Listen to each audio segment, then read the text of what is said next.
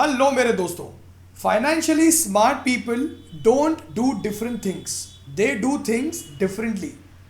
इसका क्या मतलब है दोस्तों कि वो कुछ नया नहीं करते, वो बस उन्हीं चीज़ों को कुछ अलग तरीके से करते हैं, इसीलिए शायद वो फाइनेंशियली स्मार्ट होते हैं। तो दोस्तों, आज इस वीडियो से मैं आपके साथ शेयर करूंगा कुछ 20 सवाल जिनके जवाब फाइनेंशियली स्मार्ट लोगों को पता होते हैं। और हम आगे बढ़े उससे पहले, मैं हूं भाविन, सर्टिफाइड फाइनेंशियल प्लानर, और आप देख रहे हैं YouTube channel the art of wealth building, आपका one point destination to seek an unbiased consultation on personal finance. तो दोस्तों, सीधा आते हैं मुद्दे की बात पे। सबसे पहला सवाल जो फाइनेंशियली स्मार्ट लोग अपने आप से पूछते हैं वो ये है, एम आई अर्निंग इनफ। दोस्तों देखो, कुछ होते हैं हमारे गोल्स, कुछ होती है हमारी डिजायर्स, लेकिन जो फाइनेंशियली स्मार्ट लोग होते हैं उन्हें पता होता है कि उनके जो डिजायर्स है, उन डिजायर्स को अचीव करने के लिए उनकी इनकम कितनी होनी चाहिए। दोस्तों, अगर आपकी इनकम ज़्यादा है तो आप अपने खर्चे उतने रखकर ही आप ज़्यादा पैसे निवेश करके अपनी डिजायर्स के लिए भी आप जो है प्लानिंग कर सकते हो। तो सबसे पहला सवाल जो फाइनेंशियली स्मार्ट लोगों को पता होता है वो ये होता है कि are they earning enough. Next question जो वो अपने आप से पूछते हैं वो है, what is my current net worth. दोस्तों, मान लीजिए दो लोग हैं, एक जन है जो महीने का 2 लाख रुपया कमा रहा है और दूसरा है जो महीने का सिर्फ 50,000 रुपया कमा रहा है। लेकिन 2 लाख कमाने वाला अपनी सैलरी में से बस 20,000 रुपये निवेश कर पा रहा है और वही 50,000 कमाने वाला इंसान भी अपनी सैलरी में से सेम 20 या 25,000 निवेश कर पा रहा है।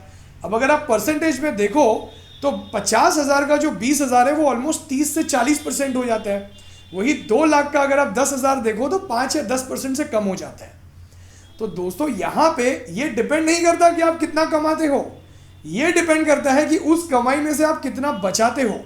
अब डेफिनेटली 2 लाख कमाने वाले की जो लाइफस्टाइल होगी वो भी तो वैसी ही होगी ना। तो इसीलिए आपको फोकस आपकी इनकम के हिसाब से नहीं करना है, आपको अपना स्टेटस इनकम के हिसाब से नहीं देखना है, आपको ये देखना है कि आपका नेट वर्थ क्या है। आपके जो एसेट्स है उन एसेट्स में से अगर आप अपनी लायबिलिटीज निकाल लो तो आपका खुद का क्या है, वो है आपका नेट वर्थ। तो दोस्तों, जो फाइनेंशियली स्मार्ट लोग होते हैं वो अपने आप से एक क्वेश्चन पूछते हैं, what is my net worth. अब आते हैं तीसरे क्वेश्चन पे जो फाइनेंशियली स्मार्ट लोग अपने आप से पूछते हैं, वो ये है, am I borrowing money efficiently. क्या दोस्तों आपने कभी किसी ऐसे इंसान को देखा है जो होता सिर्फ 40 बरस का है लेकिन दिखने में लगता है कि वो 60 बरस का है? क्यों? क्योंकि उसके सिर पे टेंशन होता है, उस पे होम लोन होता है, उस पे कार लोन होता है, personal loan, credit card loan, ये लोन, वो लोन, ओवरड्राफ्ट लोन, पता नहीं किन किन प्रकार के लोन्स होते हैं उन पर।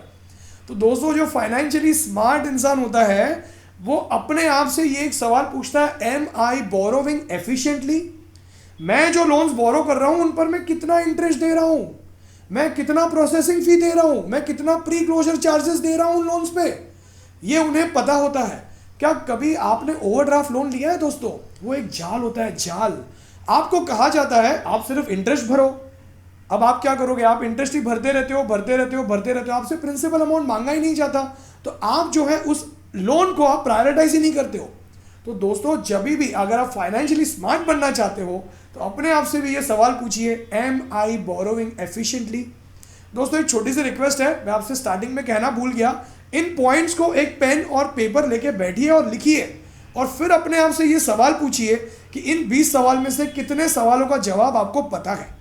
तो अब चलते हैं 4th सवाल की तरफ जो फाइनेंशियली स्मार्ट लोग अपने आप से पूछते हैं, वो है, can I survive for 6 to 9 months if I lose my income. Pandemic के हिसाब से ये मैंने शायद पहले भी कहा है, कई लोगों को पता चल गया कि भाई अगर हमारी इनकम रुक गई तो हम क्या करेंगे। कई ऐसे लोग थे जो अपना होम लोन का ईएमआई नहीं भर पा रहे थे, कार लोन का ईएमआई नहीं भर पा रहे थे, उन्हें मोरेटोरियम लेना पड़ा और ज़्यादा इंटरेस्ट भरना पड़ा। तो जो फाइनेंशियली एफिशिएंट आदमी होता है वो अपने आप से ये सवाल पूछता है कि भाई साहब, कल को अगर मेरी इनकम रुक गई तो मैं घर कैसे चलाऊंगा? क्या मेरे पास इनफ इमरजेंसी फंड्स है? क्या मेरे पास एफडी है, मेरे पास लिक्विड फंड्स है, मेरे पास आर्बिट्राज फंड्स है जहां से मैं पैसे निकाल सकता हूं और मैं अपना घर चला सकता हूं? तो ये एक सवाल फाइनेंशियली एफिशिएंट लोगों को पता होता है। अगर आप फाइनेंशियली एफिशिएंट बनना चाहते हैं तो पूछिए अपने आप से ये सवाल। Let's go to point number 5। How will my dependents survive if I die? दोस्तों मान लीजिए घर का कोई कमाने वाला इंसान है जो घर चला रहा है, सैलरी आ रही है, बिजनेस इनकम आ रहा है, उस इनकम में से होम लोन जा रहा है, कार लोन जा रहा है, बच्चों की फीस वगैरह जारी है, बूढ़े माँ बाप का भी ख्याल रखा जा रहा है। अब अगर वो कमाने वाला इंसान एक दिन चल बसा तो क्या होगा भाई साहब? तो यहाँ पे लाइफ इंश्योरेंस का होना बहुत ज़रूरी है। और एक ये फाइनेंशियली एफिशिएंट इंसान ये चीज़ जानता है, उसे पता होता है कि उसके पास कितने का लाइफ इंश्योरेंस होना चाहिए। कल को अगर वो नहीं रहा तो उसका घर कैसे चलेगा? तो ये है एक और सवाल। दोस्तों आगे बढ़े, 6th सवाल पे बढ़े उससे पहले अगर आप अपना पर्सनल फाइनेंशियल प्लान बनवा कर ये समझना चाहते हैं कि कैसे आप अपने पर्सनल फाइनेंशियल गोल्स अचीव कर सकते हैं, जैसे रिटायरमेंट, घर खरीदना, बच्चों की पढ़ाई, कार खरीदना, वेकेशंस, कितने पैसे चाहिए होंगे आपको इन गोल्स को अचीव करने के लिए और कैसे आपको इन पैसों को निवेश करना चाहिए, तो व्हाट्सएप कीजिए इस नंबर पे अपना पर्सनल फाइनेंशियल प्लान बनवाने के लिए। अब चलते हैं 6th क्वेश्चन की तरफ। How will I manage huge hospital expenses? दोस्तों एक फाइनेंशियली स्मार्ट इंसान, जो एक फाइनेंशियली एफिशिएंट इंसान ये जानता है कि कल को अगर मे बी उसके पेरेंट्स, मे बी उसकी वाइफ, उसके बच्चे या वो खुद अगर हॉस्पिटलाइज हो जाता है और 15, 20, 25 लाख का बिल आ जाता है तो वो इन पैसों का जुगाड़, इन पैसों का बंदोबस्त वो कहां से करेगा? इसीलिए उस इंसान के पास अपना अच्छा खासा मेडिकल इंश्योरेंस होता है। लेकिन एक फाइनेंशियली इनएफिशिएंट इंसान होता है ना, वो पता है क्या कहता है? मेडिकल इंश्योरेंस और टर्म प्लान का प्रीमियम तो वेस्ट ऑफ मनी होता है, कुछ रिटर्न जो नहीं मिलता। लेकिन एक फाइनेंशियली एफिशिएंट इंसान ऐसा सोचता है कि कल को अगर कोई मुसीबत आ गई तो मैं अपने इन्वेस्टमेंट तो नहीं बेचूंगा भाई साहब, मेरे जो इन्वेस्टमेंट है वो तो मेरे बच्चों की पढ़ाई के लिए और मेरी रिटायरमेंट के लिए है, डॉक्टर्स के लिए थोड़ी है। तो एक फाइनेंशियली एफिशिएंट इंसान ये जानता है। Let's go on to question number 7। How am I teaching money management to my kids? दोस्तों एक फाइनेंशियली एफिशिएंट इंसान अपने आप से ये सवाल पूछता है, क्या मैं अपने बच्चों को फ्रूगालिटी सिखा रहा हूं? क्या मेरा बच्चा रो देता है और मैंने कई ऐसे पेरेंट्स को देखा है जो अपने बच्चों को ना कह ही नहीं सकते। उनके बच्चे कहते हैं हमको ये टॉय चाहिए। अब देखो छोटा बच्चा है, उस टॉय के साथ 2 दिन खेलेगा, 4 दिन खेलेगा, 1200, 1500, 2000, 5000, 10,000 के भी टॉयज लेके आ जाते हैं बच्चों के लिए। लेके आने चाहिए, ज़रूर लेके आने चाहिए, लेकिन बच्चों को साथ साथ में हर चीज़ मत दे दीजिए कि उन्हें फ्रूगैलिटी, मनी मैनेजमेंट का मतलब ही ना पता हो। उन्हें पता होना चाहिए कि मम्मी पापा 10 घंटे 12 घंटे जब काम करते हैं तब पैसे आते हैं और उन पैसों को संभल के यूज़ करना ज़रूरी है। तो ये एक एफिशिएंट इंसान जानता है, वो अपने आप से ये सवाल पूछता है, क्या मैं मेरे बच्चों को मनी मैनेजमेंट सिखा रहा हूँ? Let's go to question number 8। How much do I need for my retirement? अगर मैं आपसे एक सिंपल सा सवाल पूछ लूँ कि एक छोटा सा एग्जाम्पल रख लेता हूँ आपके सामने। अगर आज कोई इंसान 30 बरस का है, अब अगर उस इंसान को 55 बरस की उम्र पे, 55 की उम्र पे अगर उस इंसान को रिटायरमेंट लेनी है, अब 55 की उम्र में जो उसका आज का खर्चा है वो तो तब होगा नहीं, ऑफ कोर्स महंगाई बढ़ जाएगी। अब 55 के बाद वो जो इंसान है वो 80 साल तक भी अगर जीवित रहता है, वो कमाने वाला तो है नहीं, तो उसके पास उतने पैसे होने चाहिए 55 बरस में उसके अकाउंट में कि वो 80 बरस तक इन्फ्लेशन होते हुए भी सरवाइव कर सके।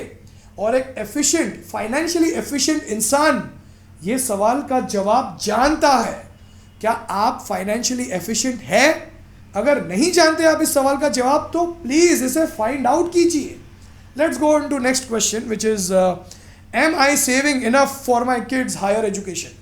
दोस्तों मैं आपको बता रहा हूँ, आज अगर आपके बच्चे को 12-15 लाख रुपए लगते हैं तो, और अगर आपका बच्चा 18 बरस, 12 बरस, 15 बरस बाद या 5 बरस, 6 बरस बाद अगर एजुकेशन के लिए, हायर एजुकेशन के लिए जाने वाला है, उसे अगर MBA पढ़ना है, उसे लॉ पढ़ना है, CA पढ़ना है या शायद US UK जाना है पढ़ाई करने के लिए, तो दोस्तों ये 12, 15, 20 लाख इनफ नहीं होने वाले, महंगाई बढ़ रही है। तो एक फाइनेंशियली एफिशिएंट इंसान नया फोन नहीं खरीदता बिना मतलब के, ऑफ कोर्स नए जूते नहीं खरीदता बिना मतलब के, ऑफ कोर्स वो निवेश करता है फ्यूचर के लिए, ताकि उसके बच्चों को लोन ना लेना पड़े हायर एजुकेशन के वक्त। Don't you agree? क्योंकि अक्सर ऐसा होता है जो फाइनेंशियली इनएफिशिएंट लोग होते हैं उनके बच्चे एजुकेशन के लिए लोन ले लेते हैं और उनकी ज़िंदगी शुरू होते ही वो लोन की भरपाई शुरू कर देते हैं। लेकिन एक फाइनेंशियली एफिशिएंट इंसान इस बात का ख्याल करता है कि वो अपने बच्चों की ज़िंदगी की, करियर की शुरुआत लोन की भरपाई से ना करे और कोशिश करे कि वो उनका एजुकेशन थोड़ा बहुत तो सपोर्ट कर ही ले। Let's go on to next question जो एक फाइनेंशियली एफिशिएंट इंसान अपने आप से पूछता है, जो आपको भी शायद अपने आप से पूछना चाहिए, वो ये है, what financial goals do I want to achieve and how. एक फाइनेंशियली स्मार्ट इंसान को, एक फाइनेंशियली एफिशिएंट इंसान को ये पता होता है कि उसके फाइनेंशियल गोल्स क्या है। उसे उसके जो गोल्स होते हैं ना वो प्रायोरिटाइज किए हुए होते हैं। उसे पता होता है कि मेरे बच्चे की एजुकेशन मालदीव्स या यूएस की वेकेशन से ज़्यादा ज़रूरी है, मेरी नई गाड़ी खरीदना शायद मेरे बेटी की शादी के पैसों से ज़्यादा ज़रूरी नहीं है, या मे भी मुझे शायद शादी ज़्यादा ज़रूरी है, या मेरे बच्चों की पढ़ाई जो है वो मेरे वेकेशन से ज़्यादा ज़रूरी है। तो उनके जो गोल्स होते हैं ना वो प्रायोरिटाइज किए हुए होते हैं। तो यहाँ पे अगर आप एक एफिशिएंट इंसान है, फाइनेंशियली एफिशिएंट इंसान है, तो आपके गोल्स लिखिए, उन्हें प्रायोरिटाइज कीजिए और उन्हें समझिए कि कैसे आप उन गोल्स को अचीव कर सकते हो। Let's move on to the next question now. Next question जो है वो है, what percentage of my income goes towards needs, wants and investments. एक फाइनेंशियली एफिशिएंट इंसान का दोस्तों बजट होता है। उसे पता होता है कि उसकी सैलरी आते ही कितना परसेंट ईएमआई की तरफ जाना चाहिए, कितना परसेंट इन्वेस्टमेंट की तरफ जाना चाहिए, कितना परसेंट नीड्स की तरफ जाना चाहिए, ग्रोसरी, इलेक्ट्रिसिटी बिल, बच्चों की पढ़ाई का खर्चा, और कितना खर्चा वांट्स की तरफ जाना चाहिए। तो अगर आप एक एफिशिएंट, फाइनेंशियली एफिशिएंट इंसान हैं तो आपको ये पता होगा ही कि आपकी सैलरी का कितना प्रतिशत पैसा कहाँ जा रहा है। तो ये है एक और क्वालिटी फाइनेंशियली एफिशिएंट इंसान की, और ये है एक और क्वेश्चन जो फाइनेंशियली एफिशिएंट इंसान अपने आप को पूछता है। दोस्तों फिर एक बार, अगर आप अपना पर्सनल फाइनेंशियल प्लान बनवा कर ये समझना चाहते हैं कि कैसे आप अपने गोल्स अचीव कर सकते हैं, तो व्हाट्सएप कीजिए इस नंबर पे। चलते हैं अगले क्वेश्चन की तरफ, जो है, have I updated nominee in my investment accounts and insurance policies. दोस्तों कब हुआ था पिछली बार जब आपने अपने नॉमिनी को अपडेट करवाया था? जैसे कि शादी के पहले शायद आपके टर्म प्लान में नॉमिनी आपके पेरेंट्स थे, अब आपकी शादी हो गई है, अब आपके बच्चे हो गए हैं, तो मेरे हिसाब से आपके टर्म प्लान की पॉलिसी में आपका नॉमिनी आपकी वाइफ या आपका हस्बैंड होना चाहिए। क्या आपने उसे अपडेट किया है?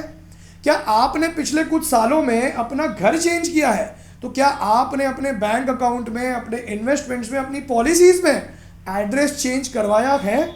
एक फाइनेंशियली एफिशिएंट इंसान हमेशा अप टू डेट रहता है इन चीज़ों को लेकर। तो अगर आप फाइनेंशियली एफिशिएंट है तो आपने शायद अपडेट करवा लिया होगा। चलते हैं आप अगले क्वेश्चन की तरफ, जो है, am I updated with latest investment trends and risk involve in those investments. अभी कुछ ही दिनों पहले जब मैं मेरे क्लाइंट के साथ बात कर रहा था तो उन्होंने मुझे कहा, सर मेरे पिताजी मुझे फोर्स कर रहे हैं कि मैं घर खरीद लूँ। मैं बोला क्यों आपको फोर्स कर रहे हैं? तो उन्होंने मुझसे कहा कि मेरी जो ऑफिस है उसके बाजू में वो मुझे इंसिस्ट कर रहे हैं कि घर खरीद लो। अब सर जो वो क्लाइंट है सिर्फ 28 ईयर्स के थे। तो मैंने उनसे एक छोटा सा सवाल पूछा, क्या आप जिंदगी भर इसी ऑफिस में काम करोगे? कल को अगर आपका ऑफिस बैंगलोर चला गया, हैदराबाद चला गया, तो क्या आप ये घर बेच के वहाँ पे भी घर खरीद लोगे? तो उनका आंसर था नहीं। तो दोस्तों यहाँ पे अनफॉर्चुनेटली उन्हें खुद का डिसीजन लेने के लिए वो अपडेटेड नहीं थे कि उन्हें क्या करना है। क्या अभी भी आप LIC पॉलिसीज खरीदते हो? खरीदनी चाहिए, मैं ऐसा नहीं कि नहीं खरीदनी चाहिए, वो अलग एक एज के ऊपर डिपेंड करता है, आपके रिस्क एपेटाइट के ऊपर डिपेंड करता है, आपके गोल्स के ऊपर डिपेंड करता है। लेकिन दोस्तों अगर हमारे पेरेंट्स ने पॉलिसीज खरीदी थी तो ज़रूरी नहीं है कि आज आपको भी वही गलती करनी है। Don't you agree? आज इन्वेस्टमेंट ट्रेंड चेंज हो चुका है। आज लोग क्रिप्टो करेंसीज में शायद इन्वेस्ट कर सकते हो आप, आपका रिस्क एपेटाइट है तो। आज लोग जो है स्टॉक्स में इन्वेस्ट कर रहे हैं, लोग जो है म्यूचुअल फंड्स खरीद रहे हैं, लोग जो है गोल्ड खरीद रहे हैं। मैं ये कहना चाह रहा हूँ इन शॉर्ट कि एक फाइनेंशियली एफिशिएंट इंसान लेटेस्ट इन्वेस्टमेंट ट्रेंड्स को लेकर अपडेटेड रहता है और उसे पता होता है कि कौन से इन्वेस्टमेंट में कितना रिस्क इन्वॉल्व है। Let's move on to next question जो है, should I take a huge loan to buy a house, is it my need or a want. दोस्तों अगर आप यंग हैं और अगर आपको फोर्स किया जा रहा है, आपके दोस्त, आपके मामा जी, आपके फूफा जी, आपकी बहन, आपके भाई, आपके पिताजी, बेटा घर खरीद लो, घर खरीद लो, घर खरीद लो, मैं आपसे कह रहा हूं सोच समझ के बड़ा लोन लीजिएगा, क्योंकि शायद छोटी उम्र में ये बड़ा लोन आपके करियर के ऊपर बहुत भारी पड़ सकता है। तो दोस्तों एक फाइनेंशियली एफिशिएंट इंसान को ये पता होता है कि घर खरीदना उसकी नीड है या उसकी वांट है, और उसी हिसाब से वो घर खरीदने का डिसीजन लेता है। Let's move on to next question. एक मिनट, अगर आपको अब तक कुछ सीखने मिला तो इस वीडियो को शेयर कीजिए, लाइक कीजिए, मुझे मोटिवेट कीजिए इस वीडियो को लाइक और शेयर करके। और ऑफ कोर्स नॉलेज बांटने से ही तो बढ़ता है ना दोस्तों। शेयर कीजिए ये नॉलेज इंडिया के उन यंग लोगों के साथ और फाइनेंशियली इंडिया को लिटरेट बनाने में मेरी हेल्प आप जरूर कीजिए। Let's move on to next question जो है, what is the maximum EMI that I can afford. अगर आपकी सैलरी 1 लाख है तो मेरे हिसाब से आप 20 से 25 हज़ार की EMI अफोर्ड कर सकते हो। मैक्सिमम आप 30 हज़ार की EMI अफोर्ड कर सकते हो। That is 30% of your salary. और ये जो EMI है ये EMI टोटल EMI है, car loan, personal loan, home loan. तो एक फाइनेंशियली एफिशिएंट इंसान को ये पता होता है कि मेरी सैलरी का कितना परसेंटेज में EMI अफोर्ड कर सकता हूँ। मैंने ऐसे कई लोगों को देखा है जो शायद 2 लाख भी कमा रहे होंगे, लेकिन 50% उनकी सैलरी में से सिर्फ बड़े बड़े लोन्स की तरफ चला जाता है, एंड अफसोस वो ज़्यादा निवेश नहीं कर पाते। नेक्स्ट क्वेश्चन जो एक फाइनेंशियली इंसान अपने आप से पूछता है वो ये है, do I understand time value of money. अब आप बोलोगे भाई साहब ये टाइम वैल्यू ऑफ मनी क्या होता है। एक सिंपल सा एग्जांपल देता हूं, अगर मैं आपको 100 रुपये आज दे दूं और वही 100 रुपये अगर मैं आपको 15 साल बाद दे दूं, तो कौन से 100 रुपये की कीमत ज़्यादा होगी, आज के 100 रुपये की कि 15 बरस के बाद के 100 रुपये की। अगर आप इंटेलिजेंट है तो आपका जवाब ये होगा कि भाई साहब आज के 100 रुपये की वैल्यू ज़्यादा होगी, क्योंकि आज का 100 रुपया 15 बरस बाद वो चीज़ें परचेज नहीं कर पाएगा जो 100 रुपया आज परचेज कर पाएगा। तो this is time value of money. दोस्तों एक फाइनेंशियली एफिशिएंट इंसान time value of money, inflation को समझता है। उसे पता होता है कि उसकी इन्वेस्टमेंट्स पर इन्फ्लेशन का क्या असर हो सकता है। तो ये एक और क्वेश्चन था। Let's move on to next question जो है, do I understand basic financial terms like difference between flat rate and reducing balance rate. अगर मैं आपसे कह दूं 15% फ्लैट या 15% रिड्यूसिंग, आप क्या सिलेक्ट करोगे, फ्लैट या रिड्यूसिंग। तो एक फाइनेंशियली एफिशिएंट इंसान ये बेसिक चीज़ें जो होती है ना, कंपाउंड इंटरेस्ट का फॉर्मूला, फ्लैट इंटरेस्ट रेट और रिड्यूसिंग बैलेंस का डिफरेंस, ये सब चीज़ें एक फाइनेंशियली एफिशिएंट इंसान जानता है। और शायद यही एक रीज़न है कि वो जल्दी वेल्दी बन जाता है। उसे पता होता है कि फाइनेंशियल टर्म्स, फाइनेंशियल एफिशिएंसी कैसे रखनी है। और एक आखिरी पॉइंट जो है, do I have my financial plan. क्या दोस्तों आपका फाइनेंशियल प्लान है? आज आप क्या कर रहे हो, आज आप कहां पे निवेश कर रहे हो, निवेश कर रहे हो तो क्यों निवेश कर रहे हो, कौन से गोल को अचीव करने के लिए आप निवेश कर रहे हो, आपके दूसरे फाइनेंशियल गोल्स क्या है, क्या आप उन गोल्स को अचीव कर पाओगे, जैसे रिटायरमेंट, बच्चों की पढ़ाई। एक फाइनेंशियली एफिशिएंट इंसान के पास उसका फाइनेंशियल प्लान होता है जिसे कि वो फॉलो करता है। तो दोस्तों ये थे कुछ पॉइंट्स जो मैंने आपके साथ शेयर किए। उम्मीद करता हूं कि आपने इन पॉइंट्स को लिखा। अब आप भी अपने आप को अपनी एफिशिएंसी बढ़ाने की आप पूरी कोशिश करोगे। दोस्तों अब तक अगर आपने इस चैनल को सब्सक्राइब नहीं किया, सब्सक्राइब कीजिए। मैं कोशिश करता हूं, इनफैक्ट कोशिश क्या, मैं हर वेडनेसडे और संडे एक अच्छा फाइनेंशियल लिटरेसी फैलाने वाला वीडियो अपलोड करता हूं, जिससे कि आपकी फाइनेंशियल नॉलेज बढ़ती है और आप फाइनेंशियली वाइज बनते हो। दोस्तों प्लीज़ अगर आप मुझे मोटिवेट करना चाहते हो, मेरी मदद करना चाहते हो लोगों को फाइनेंशियली लिटरेट बनाने में, प्लीज़ इस वीडियो को शेयर कीजिए, इस वीडियो को लाइक कीजिए। और अब तक अगर आपने हमारा YouTube चैनल मेंबरशिप ज्वाइन नहीं किया, जिसकी लिंक मैंने नीचे डिस्क्रिप्शन में दी है, तो ज्वाइन कीजिए। आप हमारा फ्री टेलीग्राम चैनल मेंबरशिप भी ले सकते हैं, आई मीन फ्री है। आपको लिंक भी जो है मैंने डिस्क्रिप्शन में दे दी हुई है, जहाँ पे मैं अच्छे अच्छे क्विज पूछते रहता हूँ, तो आप वो भी ज्वाइन कर सकते हो। और दोस्तों आज के लिए इतना ही। बहुत बहुत धन्यवाद आपका इस वीडियो को पूरा देखने के लिए, अपना समय इस वीडियो पे निवेश करने के लिए, और all the best. Thank you so much for watching this video till the end. Thank you so much.